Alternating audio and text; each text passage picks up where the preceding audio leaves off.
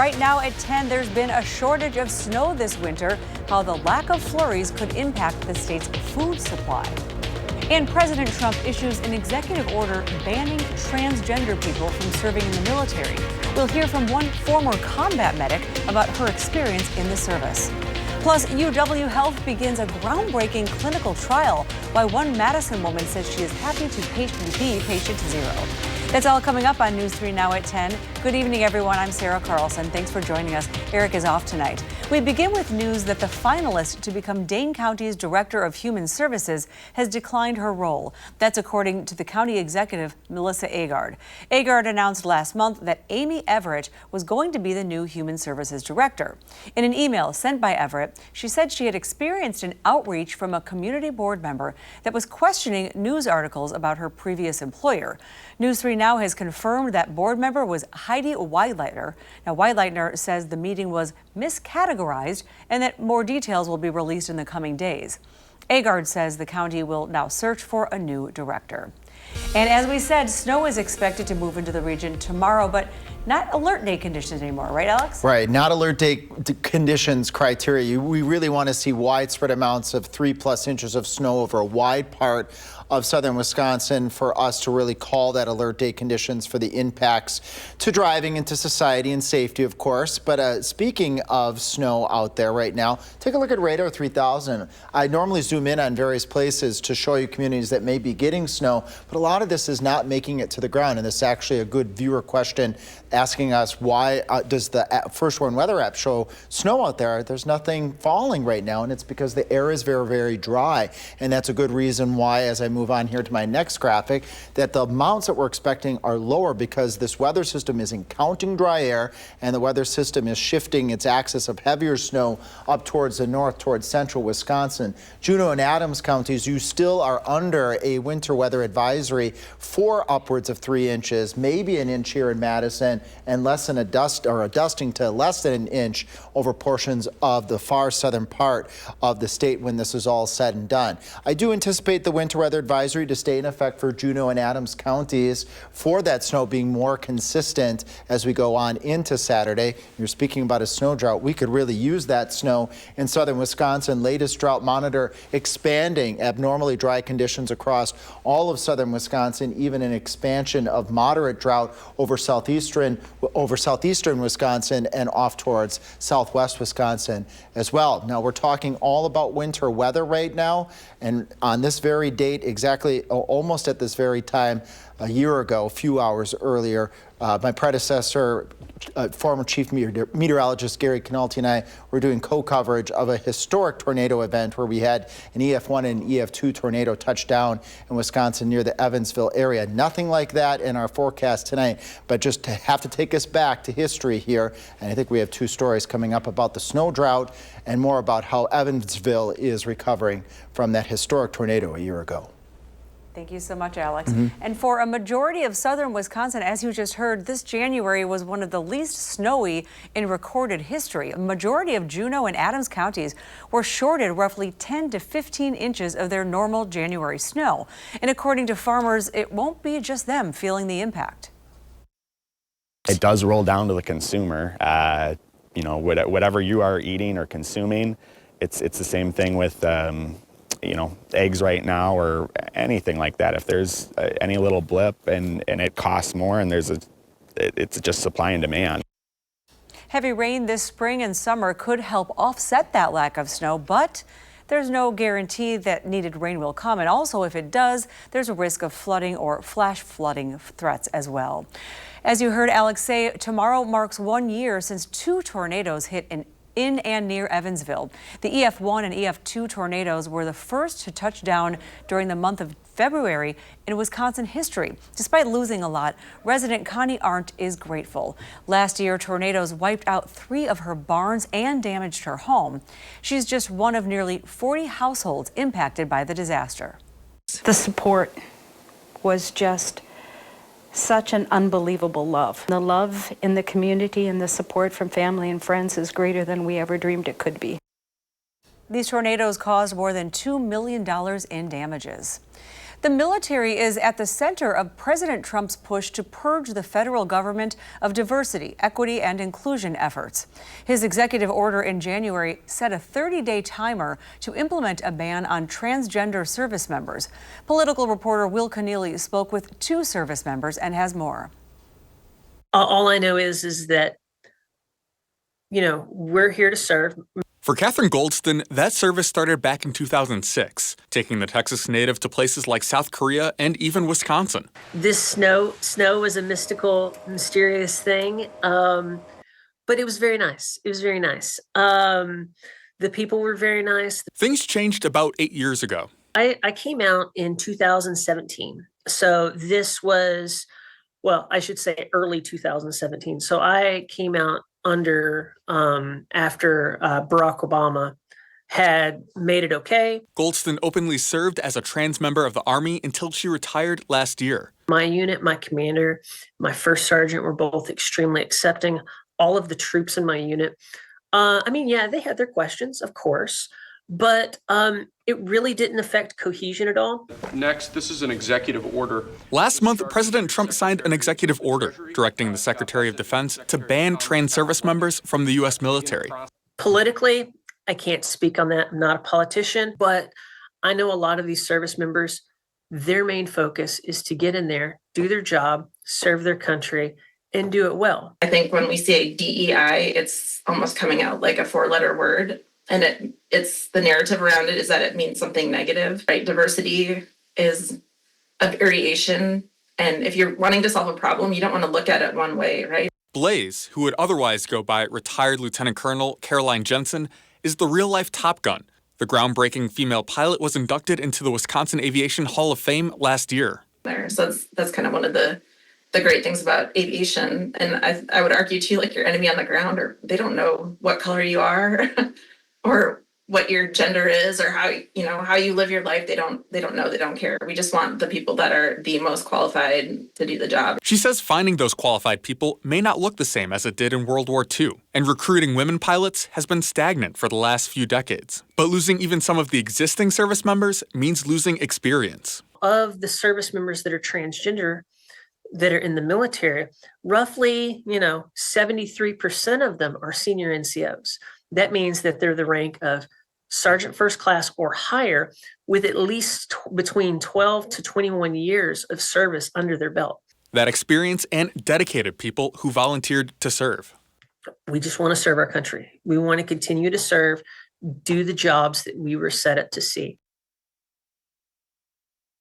And that was Will Keneally reporting.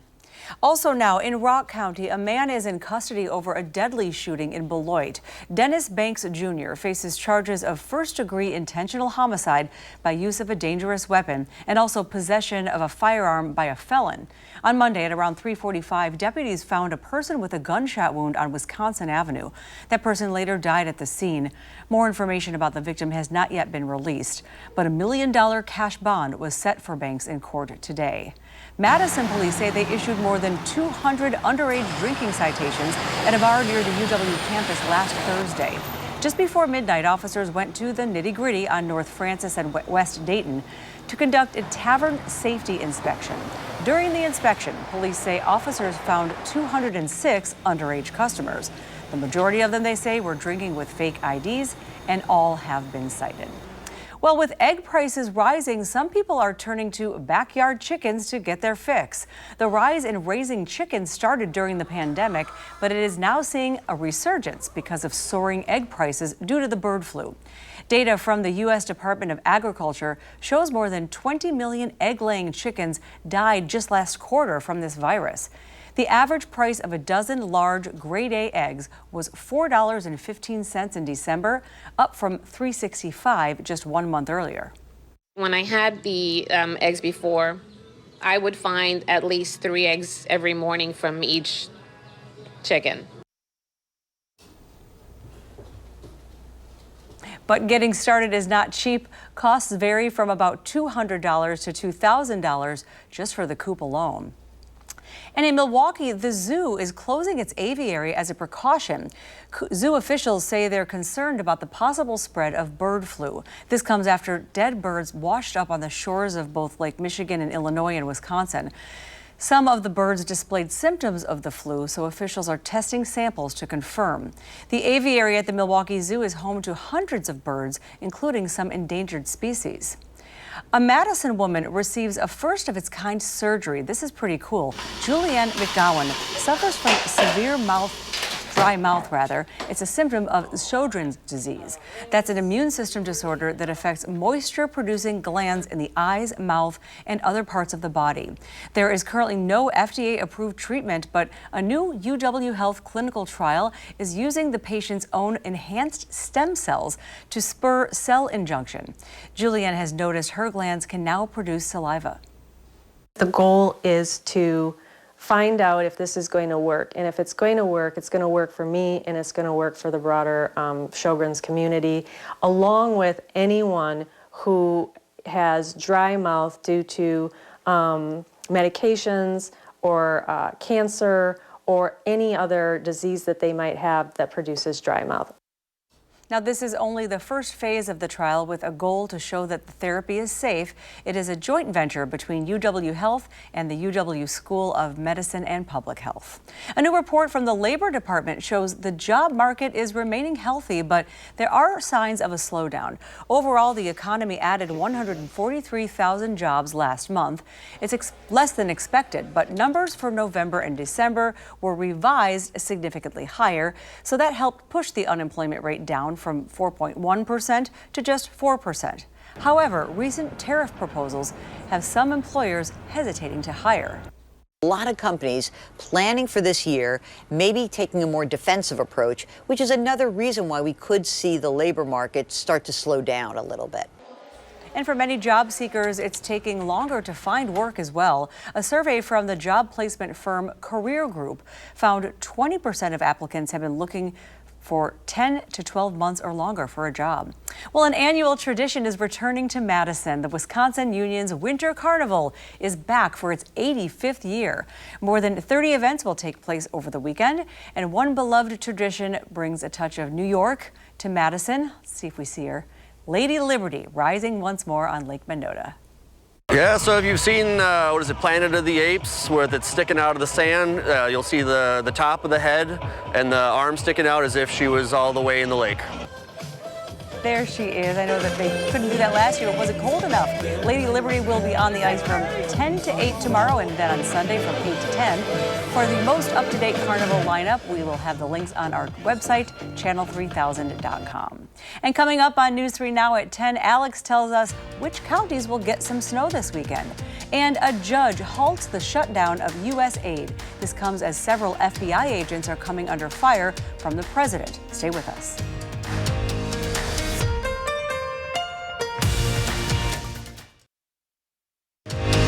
You're watching News 3 Now at 10. Welcome back. A federal judge temporarily blocked the Trump administration from putting 2,200 employees of U.S. aid on paid leave. Erica Brown has the latest from the White House. Under fire by the Trump administration, USAID signs were removed from the agency's headquarters in Washington. Earlier, President Trump wrote on social media, "Close it down," referring to the U.S. Agency for International Development. More than 2,000 of the overseas humanitarian agency staff were to be placed on paid leave Friday just before midnight. But a U.S. district judge nominated by Trump during his first term temporarily halted the move. We have to take some of these things apart to find the corruption. We found tremendous corruption. The administration is planning to retain about 600 of more than 10,000 USAID staffers. President Trump also said he's directed billionaire Elon Musk to review spending at other government agencies, including the Pentagon. Education, just about everything. We're going to go through everything. Friday night, President Trump posted on Truth Social that he was immediately revoking former President Biden's security clearance and intelligence briefings. He said he's making the move after Biden ended his intelligence briefings in 2021. At the White House, Trump was asked Friday if he plans to fire some FBI agents who worked on January 6 cases. No, but I'll fire some of them because some of them were corrupt. I have no doubt about that. A list of the FBI agents who investigated the January 6, 2021 attack on the U.S. Capitol has been turned over to the Department of Justice. This weekend, the president is expected to make an appearance at the Super Bowl in New Orleans, a first for a sitting commander-in-chief. Erica Brown, CBS News, the White House. Now, alert day conditions are no longer in the forecast for tomorrow, but parts of southern Wisconsin will see some snow, Alex, right? Yes, and some will see more snow than others. And let's start off, where can we see the snow? Always with Radar 3000. This comes from a viewer question saying your First Warn weather app has snow on it, and Radar 3000 is showing widespread snow.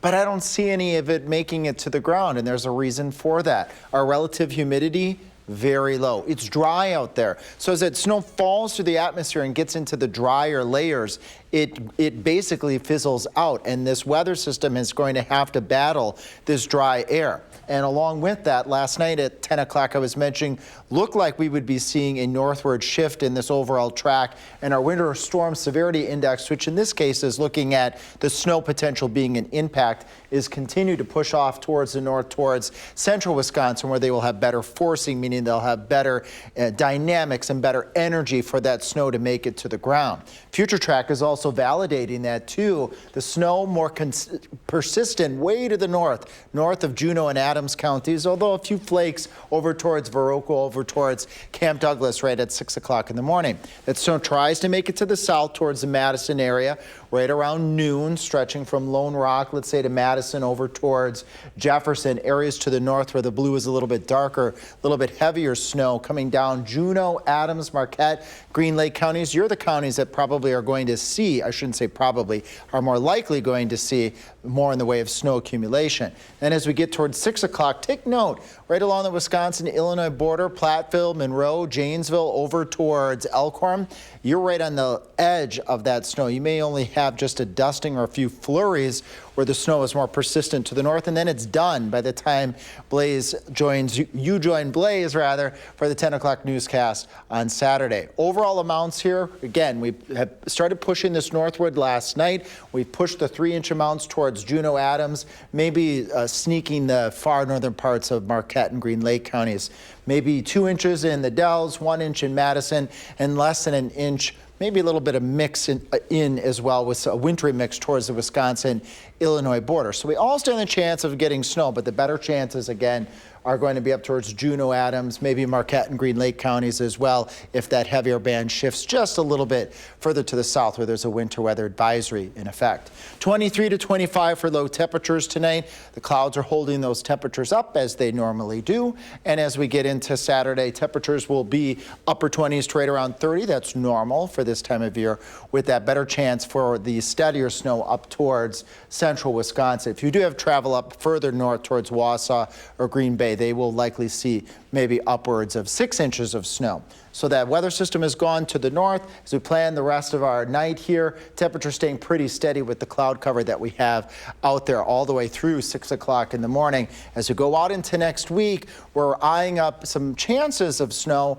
and we may have to increase those chances as I take a look at the latest weather models with one of the bigger weather systems right around Valentine's Day going into the following weekend. And coming up in sports, Wisconsin needed a rally against Penn State late. Could the Badgers get it done in the third period? Find out next on News 3 Now.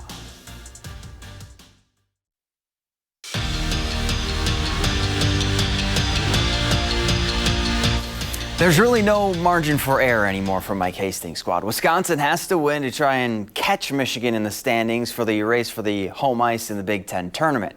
Up first for them, Penn State, a team who they've beaten 7 straight times. Now, third period, Badgers down 1 with 2 minutes to go. Hastings calls a timeout and pulls his goalie.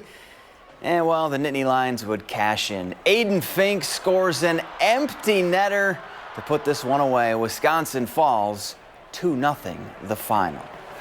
Well, this time of year is when, as Mark Johnson likes to say, you can see the light at the end of the tunnel. Wisconsin has just 2 series left in the regular season. Up first, a top 3 showdown with their border battle rival, Minnesota. The Badgers swept the Gophers back in October, but no matter where or when these two face off, it's always a good time on the ice.